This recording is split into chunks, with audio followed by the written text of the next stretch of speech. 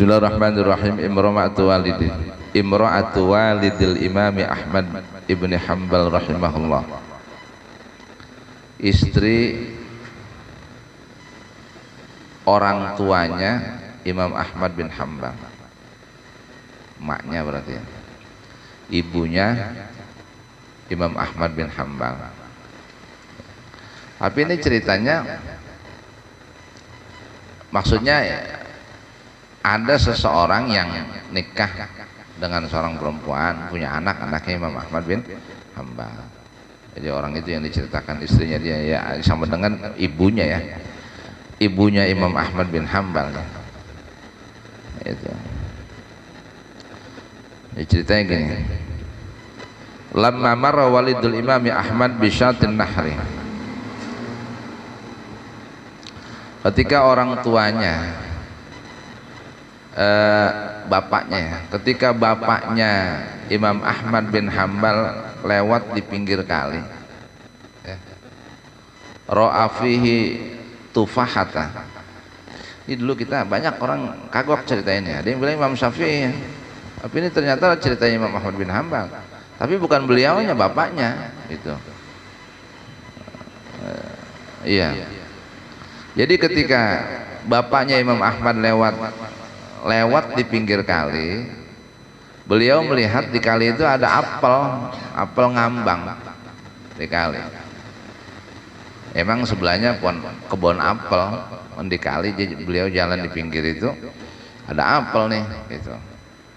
Fa'akala nisfaha, diambil sama apel itu, kemudian diambil oleh bapaknya Imam Ahmad bin Hanbal, diambil dimakan ya.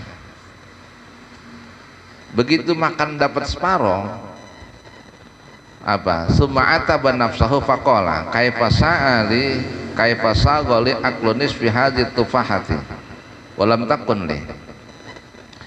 Kemudian ketika baru makan separoh, tiba-tiba bapaknya Imam Ahmad bin Hanbal teringat, terus sadar dan memarahi diri sendiri lah gitu. Memarahi diri sendiri ya, sambil marah diri sendiri beliau ngomong begini, kaifa sagu alayya aklunis fi hadhihi tufahati walam takun li. Lah bagaimana bisa saya makan buah apel ini sudah habis separoh, sementara ini bukan punya saya, bukan milik saya apel ini gitu. Walam takun li, ini bukan punya saya. Jadi kaget ya, ingat, nggak sadar gitu. Begitu makan dapat separoh, ini apel siapa? Kok saya makan udah dapat separoh gitu. Akhirnya dia bingung. Nah begitu bingung akhirnya apa? Karena memang di kali itu, karena apelnya jatuh di kali, hanyut, diambil sama dia. Nah akhirnya, karena kebetulan juga kali itu ada di kebun apel, di samping kebun apel itu. Akhirnya fahadzahaba ilan nahma'an nahari hatta marra bi baitin fataraqal baba. Kemudian dia telusurin, dia cari ini apel siapa. Akhirnya beliau menelusuri sungai itu sampai ketemulah ada rumah dekat pohon apel itu, kebun apel itu. Ada satu rumah di situ dan dia ke sana. Beliau ke sana, kemudian fataraqal baba. Kemudian beliau mengetuk pintu rumah itu ya, diketuk pintu rumah itu. Terus setelah diketuk, wa fatahalahu rajulun faqala lahu. Kemudian dibukakan pintu. Ada seorang laki-laki yang membukakan pintu. Tok tok tok, assalamualaikum. Dibukain aja. Waalaikumsalam. Lah faqala lahu, inni ra'aitu fin nahri tufahatan wa aqaltu nisfaha wa la'allaha saqatat min syajariha fasamihni. Lah bapaknya Imam Ghazali ngomong begini kepada yang punya rumah itu, saya menemukan satu buah apel nganyut di kali, hanyut ya. Saya berpikir apel itu jatuh dari pohonnya ya. Kemudian saya makan separuh ya, saya makan separuh, baru habis separuh, ini buktinya ya. Lah saya memohon kepada anda yang punya pohon apel ini, kebun apel ini, ya saya memohon kepada anda supaya apa? Supaya anda berikan kemurahan kepada saya. Artinya redoin ini saya makan apel gitu. Ridhoin saya makan apel, samih nih gitu. Samih itu kemurahan, berilah kemurahan kepada, jangan hukum saya. Saya baru teringat setelah makan dapat separuh, saya ingat, maka apa, redoin ini saya makan separuh, udah saya makan separuh apelnya. La faqala laha ya hadza la usamihuka hatta tastagila indi sanatan. Lalu apa jawab orang yang punya kebun apel itu? Wahai saudara, saya nggak mau maafin situ, saya nggak mau apa, is pokoknya enggak gitu. Makan apel main pungut aja, agak nanya-nanya lagi itu punya siapa, ya kan gitu ya. Akhirnya nih orang bingung kan, jadi dia nggak dimaafin, makan apel boleh nemu di kali kanyut, nggak diredoin sama yang punya apel gitu. Saya nggak akan redoin apel saya dimakan sama situ, walaupun separuh ya saya nggak redoin ya. Sampai apa? Sampai situ kerja sama saya di sini setahun. Ya. Iya, makan apel satu juga boleh nganyut, baru dimakan separuh, begitu minta redonya sama yang punya kebun apel, ya kagak mau redoin, disuruh kerja setahun hukumannya. Akhirnya kerja itu dia sama yang punya kebun apel. Itu. Apa jawabannya? Fastaqullah tsumma qala lahu samihni. Apa? Fastaqullah tsumma qala lahu samihni la samih hatta tasawwaj nanti. Lah terus bagaimana? Ya kerja akhirnya. Jadi si bapaknya Imam Ahmad bin Hanbal akhirnya kerja sama orang itu. Itu kerjanya ngurusin kebun apel itu. Ya kalau kebun apelnya banyak, yang nyiramin dia, yang ngobatin apa pakai belum, kalau udah burung udah kuyuh, belum lagi yang pang nyolong ambilin, kantongin, ya kudu jagain setahun. Bayangin hukumannya begitu. Akhirnya begitu selesai setahun nih, udah rapi nih, setahun ya kerja, dihitung-hitung udah rapi. Kan akhirnya ngomong lagi tuh dia.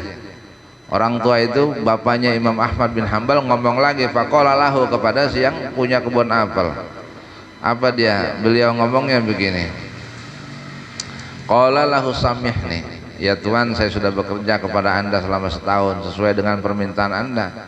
Saya makan apel yang jatuh di kali dan pohon apel itu punya anda. Saya sudah minta maaf dan nanti tidak maafin, minta syarat kerja 1 tahun saya sudah penuhi, sekarang sudah selesai setahun. Kalau begitu redoin apel itu yang dulu.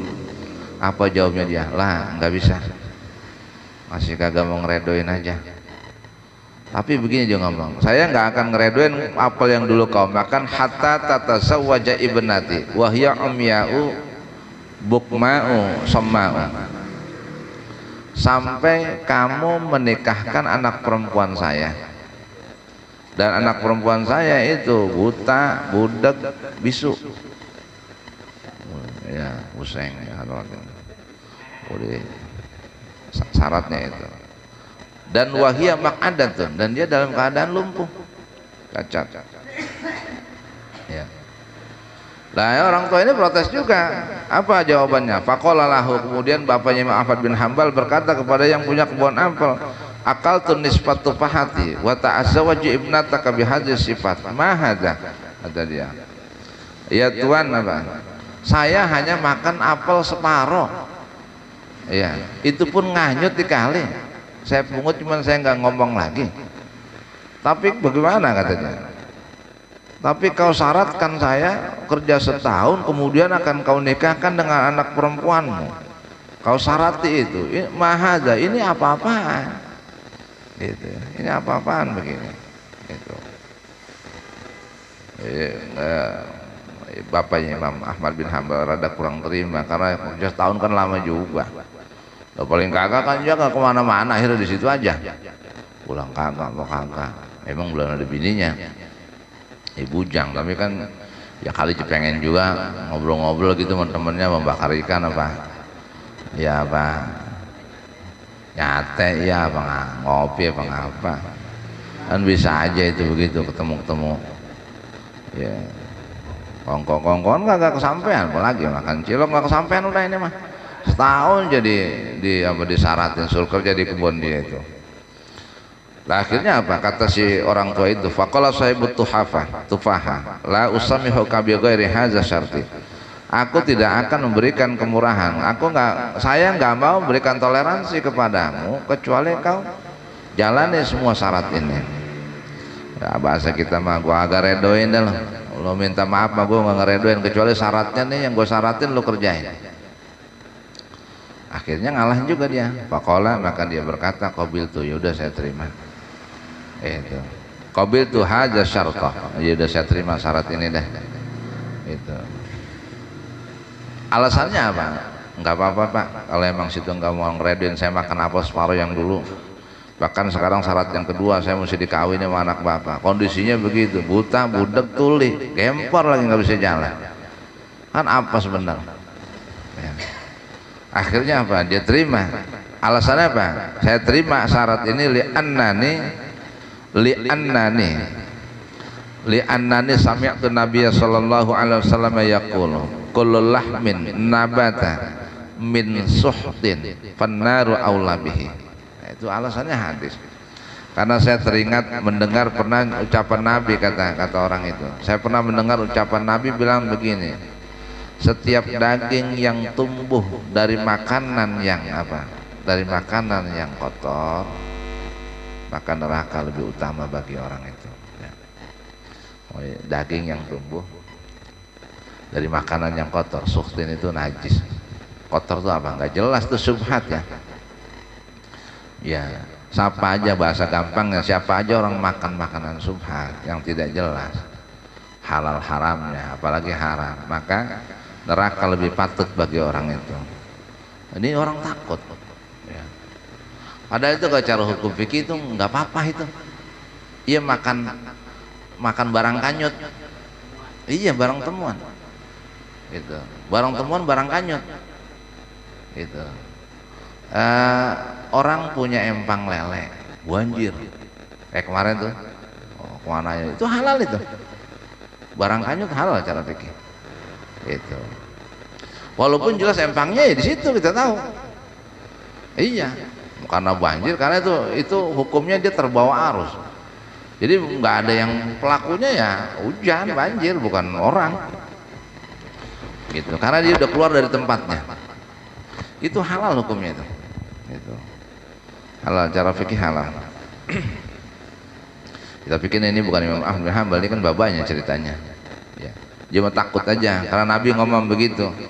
Nah, kata beliau begitu. Oke, saya terima syarat ini karena saya teringat ucapan Nabi, saya pernah dengar ucapan Nabi ngomong begitu. Apa? Kullu lahmin nabata min sukhtin fannaru aula bihi. Setiap daging yang tumbuh dari makanan yang jember, yang kotor, yang najis, yang haram, maka neraka lebih patut baginya. Akhirnya dia terima. Akhirnya fada'a bisyahada bisa syahida ini. Fa syahida alal aqdi. Akhirnya si yang punya kebun apel itu ngundang. Kalau bahasa kita sekarang dua orang saksi diundang. Sini lo berdua ke rumah gua.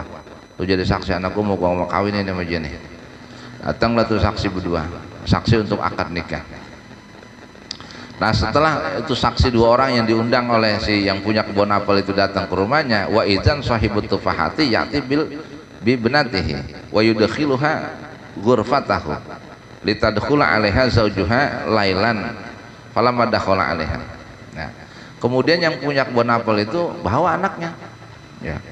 Anaknya nggak ditaruh di rumahnya, dibawa dah tuh. Gitu. Yang lihat paling dari belakang dah. Anak perempuannya aja bawa aja masukin ke kamar. Dah. No anak gua udah masukin ke kamar. Sekarang lu gua nikahin sama anak gua. Kan bininya nggak harus hadir ya. Nikah kan laki doang. Ini saksinya gua udah sediain 2 orang. Penghulunya ya. Penghulunya dia langsung babanya yang nikahin. Tikain dah tuh, udah saksinya 2 udah lengkap semuanya. Oh bini lu di kamar, gua udah taruh calon bini lu. Tikain akhirnya tuh. Nah, lah anak perempuannya si yang punya kebun apel itu udah ditaruh di dalam kamar supaya nanti malam ini dia suaminya bisa tinggal masuk dong udah ke kamar gitu tidur. Nah gitu tujuan dia, makanya langsung dimasukin ke kamar. Ya benar begitu malam kan ini orang ngenes sedikit. Buset, gua dikawin nih jadi juga gua dikawin. Iya. jadi juga dikawinin. Mana ini urusan urusan sendiri ini aki-aki kalau kata Jawa kali. Aki-aki urusan sendiri ini dipanggil saksi 2 orang. Gue di sini aja. Gue minta tolong sama sahabat udah kagak bisa, kagak ada orang di kebun jauh. Akhirnya apa? Anak kodonnya udah taruh dalam kamar. Kagak ngeliat sekali dari belakang juga susah. Waduh begitu kan jauh. Bingung dah tuh, bingung sampailah waktu malam. Begitu malam masuk dia ke dalam kamarnya, udah halal. Begitu dia masuk ke dalam kamarnya, fahidan hiya jamilatun laisa fiha aibun. Begitu dia masuk ke dalam kamar dia lihat, masya Allah, ternyata anak perempuannya itu jamilatun laisa fiha aibun, cakepnya luar biasa, kagak ada cacat sedikit pun.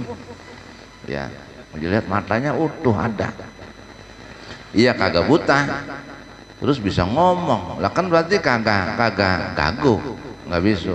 Diajak ngomong dengar, berarti kagak budeng. Lah ini mah sempurna orang.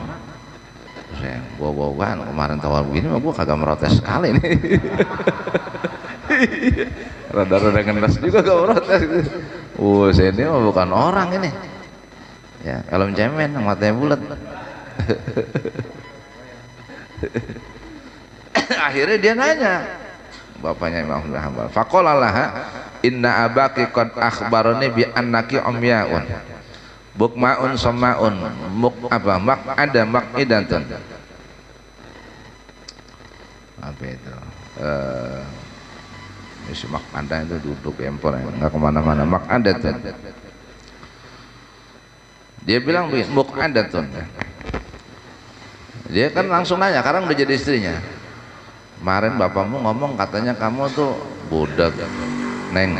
Kemarin bapak lu ngomong katanya lu budak, mata lu buta, terus bisu kagak bisa ngomong, terus gembor. Mana ini lu kagak begini? Gimana urusannya bapak lu ngomong begitu? Gitu. Bapak lu bohong berarti nih. Gitu. Akhirnya apa? Istrinya jawab tuh istrinya. Faqalat lahu, kemudian si istrinya berkata kepada dia tuh, laqad shadaqa abi, bapak saya bener bang. Laqad shadaqa abi, bapak saya ngomong begitu bener. Innahu apa ukhbiruka bi annani umyaun la li anna aini lam tanzur ila ma haramallahu. Bapak saya ngomong bener. Apa kata bapak saya? Bapak saya kabarkan kepada abang, ngabarin ngomong bahwasanya saya ini apa? Saya ini buta. Kenapa saya ini buta? Karena kedua mata saya belum pernah saya ngelihat buat maksiat. Tuh seumur hidup aja nggak pernah ngelihat maksiat. Lam tanzur ila ma haramallahu, belum pernah dua mata saya ini saya melihat sesuatu yang diharamkan oleh Allah. Tuh maksudnya matanya buta begitu. Umya'an, gitu. Umya'un anil harami, soma'al udunaini an kulli ma la yaradallahu. Yang kedua kata orang tua saya apa? Saya ini apa? Budak tuli. Kenapa? Karena saya tidak pernah mendengarkan sesuatu yang diharamkan. Gitu. Saya nggak pernah dengerin sesuatu yang diharamkan. Gitu. Dan kedua kuping saya, telinga saya kagak pernah dengar sesuatu yang apa? Sesuatu yang Allah tidak redho. Gak pernah saya gunakan untuk itu. Bukma'ul lisani li'anna lisani la yataharraku illa bizikrillah. Kemudian yang ketiga kata bapak saya ini apa? Saya ini ganggu, bisu, nggak bisa ngomong. Kenapa? Karena lisan saya nggak pernah apa? Saya tidak pernah, bibir saya ini bergerak ngomong kecuali zikir kepada Allah. Terus yang ketiga muqaddatun, orang tua saya bilang saya ini lumpuh, gempor, nggak bisa kemana-mana. Li anak qadami lam tahmilni ala makanin yaghdabullahu ta'ala. Karena kedua kaki saya tidak pernah saya taruh, saya jalankan kepada tempat yang dibenci oleh Allah, yang dimurkai oleh Allah. Itu begitu maksudnya. Jadi orang nggak pernah ngomong apa-apa, zikir aja tiap hari, nggak pernah lihat maksiat, kagak pernah berbuat sesuatu yang tidak diridhoi oleh Allah, kagak pernah macam-macam, udah pokoknya zikir aja hidupnya. Gitu. Wah, berarti gua untung kalau begitu nih. Udah menang banyak bang loh. Ya tapi kan bawa lu juga saya. Emang dia taunya gue bener apa makanya gue jambil mandi juga. Iya, karena pikiran bapaknya begini, ada orang ujuk-ujuk lewat pinggir kali nemu apel, kok bisa ngakuin salah? Apa bapak yang punya kebun apel ini? Ya saya yang punya. Ini mohon maaf, saya tadi nemu apel ngambang di kali ya, saya ambil saya makan karena saya lapar. Kalau begitu saya salah. Gitu. Mohon redoin ini apel udah saya makan separuh. Kan ada orang sejujur itu gitu. Kan orang sejujur itu dia tahu nih orang-orang bener nih. Iya, biarin gua kerjain ya, gua suruh kerja setahun di rumah gua, suruh ngurusin pohon apel kebun nyiram. Tapi kalau bangsa tukang cilok sama tukang nono gua agak mau nih karena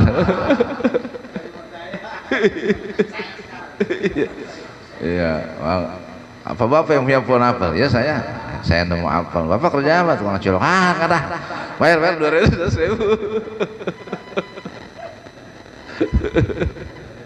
Itu iya, jadi artinya ini bapaknya Ahmad bin Hambal. Akhirnya dari perkawinan mereka lahirlah Imam Ahmad bin Hambal. Bapaknya mamanya kayak gitu, wajar anaknya di ulama besar, seorang mujtahid mutlak, luar biasa keilmuannya ya, jadi orang paling besar, hebatnya luar biasa ya. Karena apa? Karena bibitnya begitu ya,